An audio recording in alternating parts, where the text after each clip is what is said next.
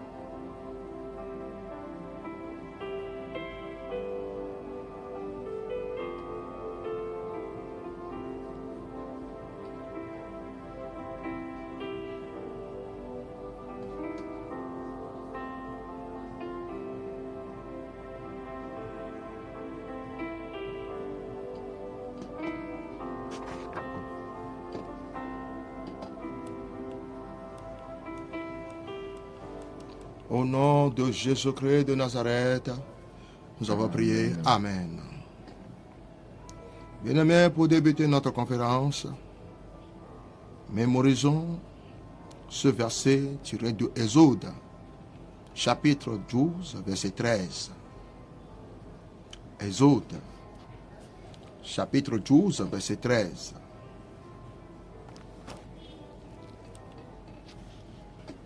Exode 12, le verset 13. Le sang vous servira de signe sur les maisons où vous serez. Je verrai le sang et je passerai par-dessus vous. Et il n'y aura point de plaie qui vous détruise quand je frapperai le pays d'Égypte. Amen. Amen. Bien-aimés,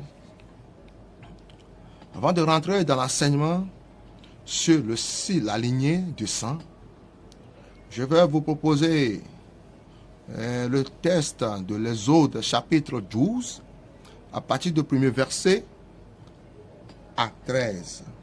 Exode 12, verset 1 à 13. Ce qui nous permettra de bien comprendre ce que nous aurons à dire. Exode 12, verset 1 à 13. L'Éternel dit à Moïse et à Aaron dans le pays d'Égypte, ce mois-ci,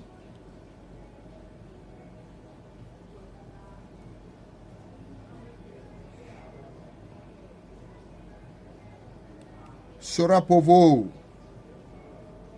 le premier des mois. Il sera pour vous le premier des mois de l'année. Parlez à toute l'assemblée d'Israël et dites, le 10e jour de ce mois, on prendra un agneau pour chaque famille, un agneau pour chaque maison.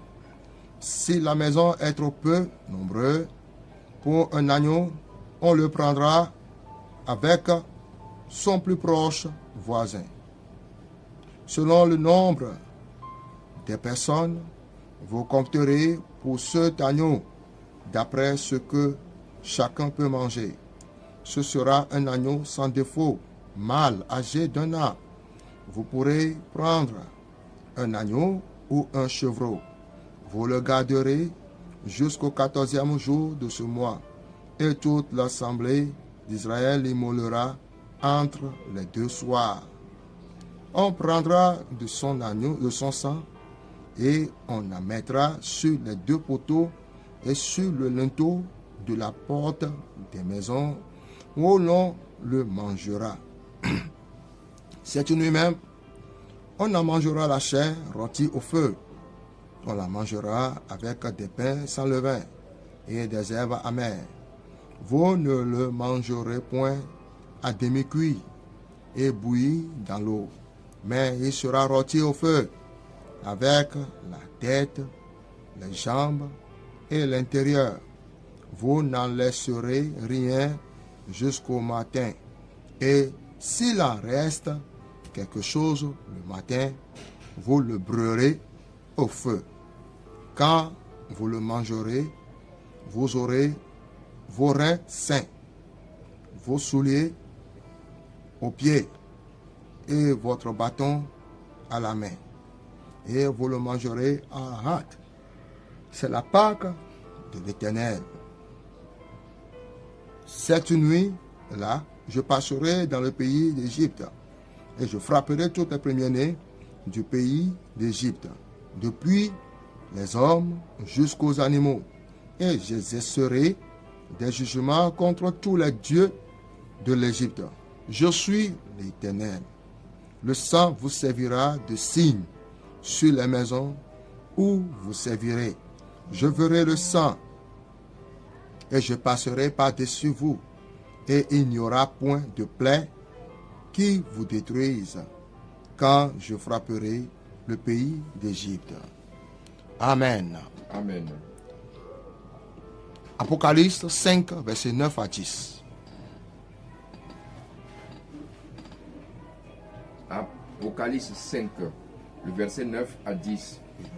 Et il chantait un cantique nouveau en disant: Tu es digne de prendre le livre et d'en ouvrir les sceaux, car tu as été immolé et tu as racheté pour Dieu par ton sang des hommes de toute tribu, de toute langue, de tout peuple et de toute nation.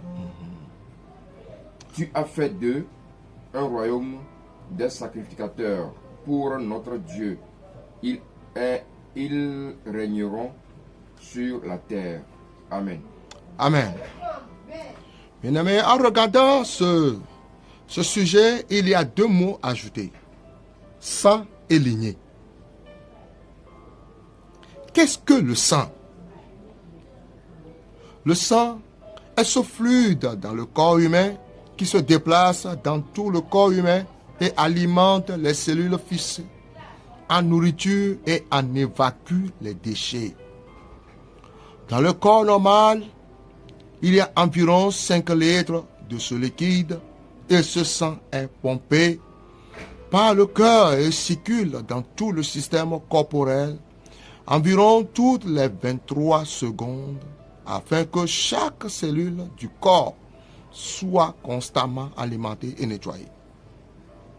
Le sang est le plus mystérieux de tous les tissus du système corporel. La Bible dit dans Lévitique 17, verset 11, « Car la vie de la chair est dans le sang. » Maintenant, qu'est-ce que la lignée? Qu'est-ce que la lignée? La lignée peut être définie comme un bord, une bordure, une démarcation, une séparation. Qu'est-ce que c'est que la lignée de sang? D'un point de vue biblique, l'autorité de la lignée peut être clairement vue dans l'exemple des plaies égyptiennes que nous lisons dans notre texte. Le Seigneur a dit à Moïse comment les enfants d'Israël seraient épargnés de la mort du premier-né. On leur a dit de suivre ces 7 instructions.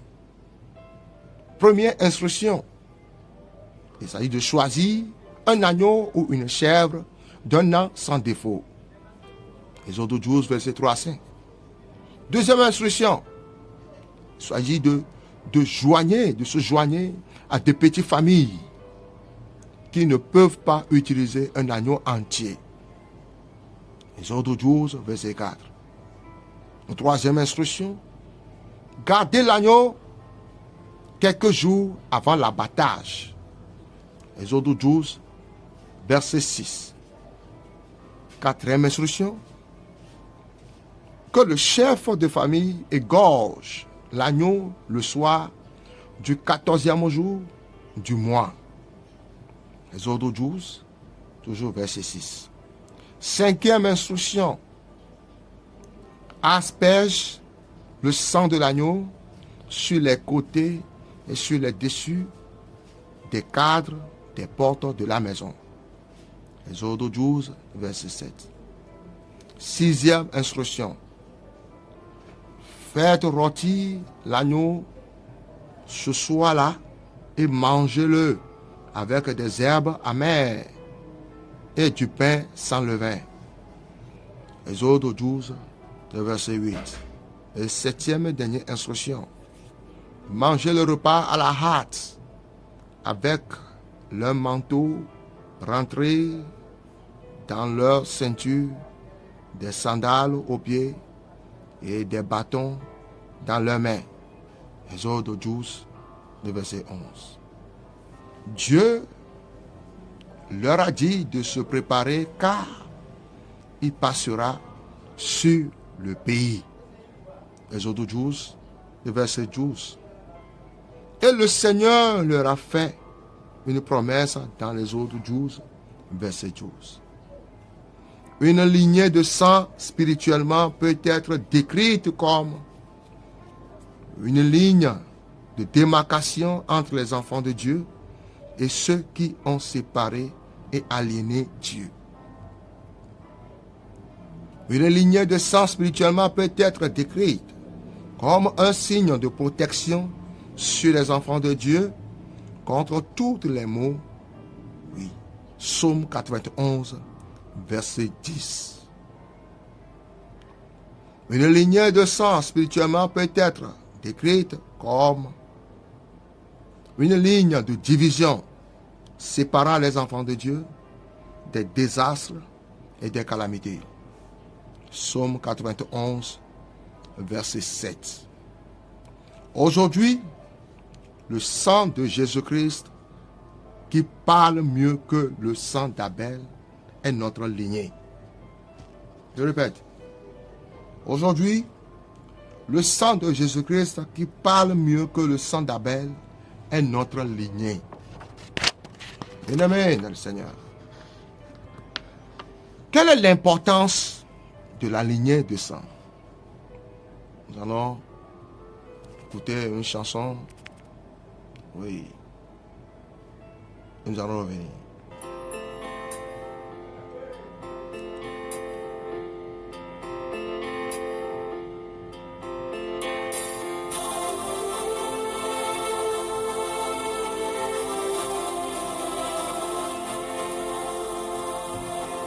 Jésus mis à mort pour moi.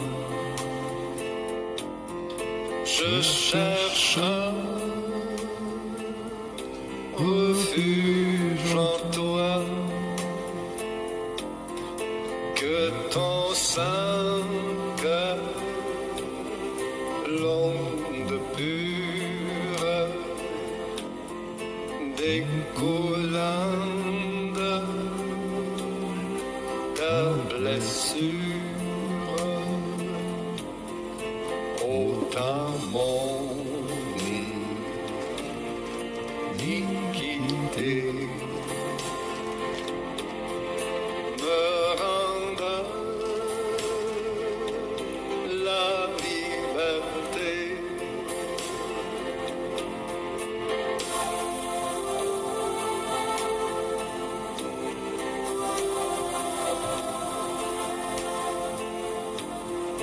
Tous les travaux de mes mains pour te plaire seraient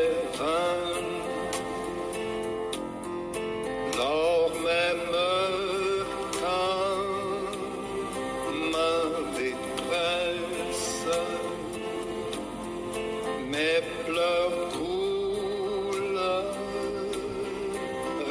sans cesse, il ne saurait me laver. Toi seul peux et veux sauver.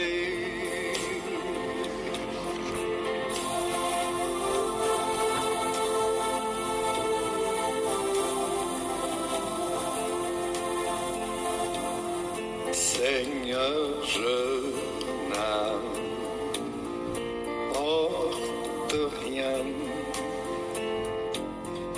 Pas quoi ça est mon soutien.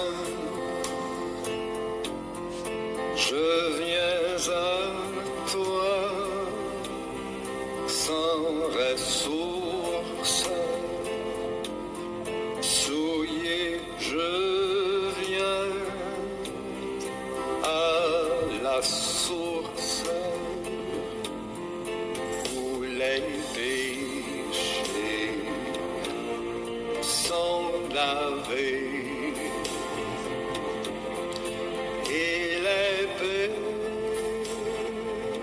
pécheurs sont sauvés.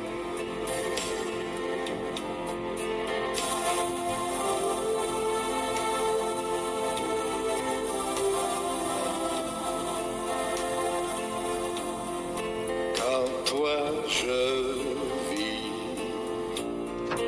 ici-bas,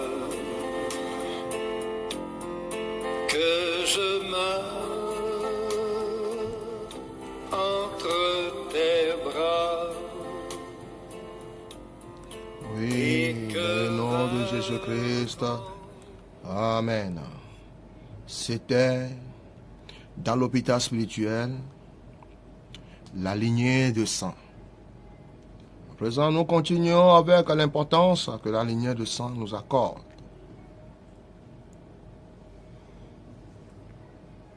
L'importance de la lignée de sang. Première importance, la lignée désigne la famille de Dieu. Romains 5, verset 9. Romains 5, verset 9. Oui. À plus forte raison, donc, maintenant que nous sommes justifiés par son sang, serons-nous sauvés par lui de la colère. Amen. Amen. La lignée se divise. Exode 12, verset 23. Exode 12, verset 23. Quand l'Éternel passera pour frapper l'Égypte, il verra le sang sur le linteau et sur les deux poteaux. L'Éternel passera par-dessus la porte et il ne permettra pas aux destructeurs d'entrer dans vos maisons pour frapper. Amen. Amen. La lignée protège. Exode 12, toujours. À partir de 29 à 30. Exode 12, verset 29 à 30. Exode 12, verset 29. À 30. Au milieu de la nuit, Oui. l'Éternel frappa tous les premiers-nés dans le pays d'Égypte, depuis le premier-né de Pharaon assis sur son trône, jusqu'au premier-né du captif dans sa prison, et jusqu'à tous les premiers-nés des animaux. Pharaon se leva de nuit, lui et tous ses serviteurs et tous les Égyptiens, et il y eut de grands cris en Égypte, car il n'y avait point de maison où il n'y a eu un mort. Amen. Amen. La lignée délivre. La lignée défend. La lignée fournit le salut. Là, Ephésiens 1, verset 7. La lignée fournit une haie autour d'un croyant. Job 1, verset 7 à 10. Job 1, versets 7 à 10. L'Éternel dit à Satan, « D'où viens-tu » Et Satan répondit à l'Éternel, « De parcourir la terre et de m'y promener. » L'Éternel dit à Satan, « As-tu remarqué mon serviteur Job? Il n'y a personne comme lui sur la terre. C'est un homme intègre et droit, craignant Dieu, et il se détourna du mal. » Et Satan répondit à l'Éternel, « Est-ce d'une manière désintéressée que Job craint Dieu? Ne l'as-tu pas protégé, lui, sa maison et tout ce qui est à lui? Tu as béni l'œuvre de ses mains, et ses troupeaux couvrent le pays. » Amen. Amen. Mesdames, voici les 7 importances de la lignée de sang, selon mes recherches. À présent, nous allons voir les conditions nécessaires pour activer la lignée de sang. Les conditions nécessaires pour activer la lignée du sang. Première condition, vous devez donner votre vie à Jésus-Christ. Là, tout le monde le sait. Deuxième condition, vous devez chercher à mener une vie de sainteté. Troisième condition, vous devez croire. Oui. Ou bien avoir la foi. Quatrième condition, que dans chaque jour, vous devez vous couvrir votre maison et tout ce qui vous concerne avec le sang de Jésus. C'est-à-dire que tout ce que tu as, tout ce que tu possèdes, doit être comment? Imprégné dans le sang de Jésus. Bien-aimés, en conclusion de cette conférence, de la lignée de sang, qu'est-ce que nous pouvons tirer pour tous les autres hommes qui avaient été crucifiés? Leur histoire se sont terminées lorsque leur cœur a cessé de battre. Il ne restait plus qu'à récupérer et enterrer leur corps. Mais Jésus-Christ n'était pas n'importe quel autre homme. Il était le Fils de Dieu. Il n'y avait jamais eu un autre homme comme ce Dieu homme. Et il n'y en aura jamais un autre comme lui. Le sang d'aspersion de Jésus-Christ parle mieux que le sang d'Abel. La lignée de sang de Jésus-Christ parle de miséricorde. Il parle de pardon. Il parle de réconciliation. Il parle de délivrance. Il parle de protection et de guérison. Aujourd'hui, appliquons dans l'obéissance et il nous défendra au nom de Jésus-Christ. Bien-aimés, je m'arrête sur ce 4e conférence du thème de la lignée du sang. À présent, nous allons rentrer en nous et faire une petite prière.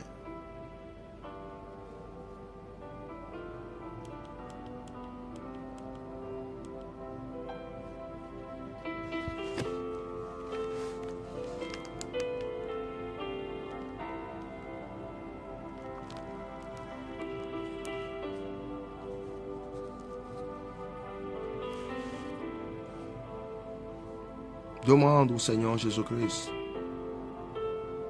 par son sang, de t'aider à te relever.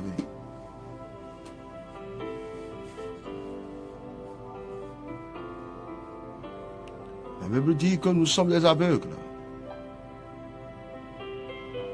C'est l'aveugle qui tombe. Si aujourd'hui tu n'arrives plus à tomber, sache que le sang de Jésus t'a ouvert les yeux pour bien voir. La lumière, la parole de Dieu éclaire nos yeux. Et sur nos sentiers.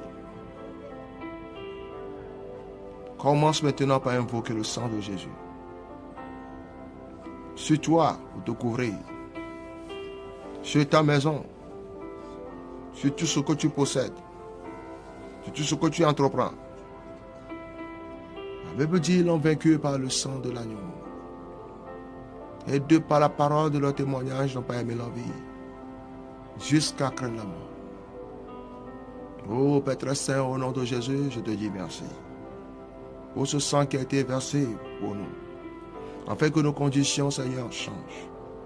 Père très saint, tu as apporté dans ton sang la délivrance. Tu as apporté dans ton sang la protection. Tu as apporté dans ton sang, maintenant, la guérison. Tu as apporté dans ton sang, maintenant, la réconciliation.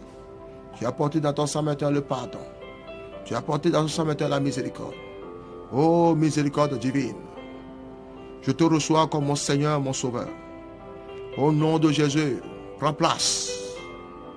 Prends place. Prends place. Libère-nous de toute ta chaîne.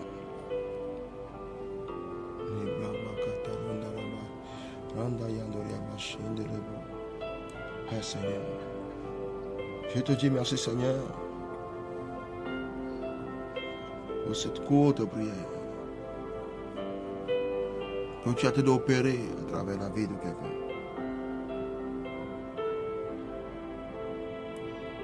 Au nom de Jésus-Christ de Nazareth, nous en prions. Amen. Amen. Que le Seigneur soit avec nous et avec notre esprit. Et que Dieu Tout-Puissant, miséricordieux, par sa lignée de sang, nous protège et nous garde. Au nom du Père, et du Fils et du Saint-Esprit. Amen.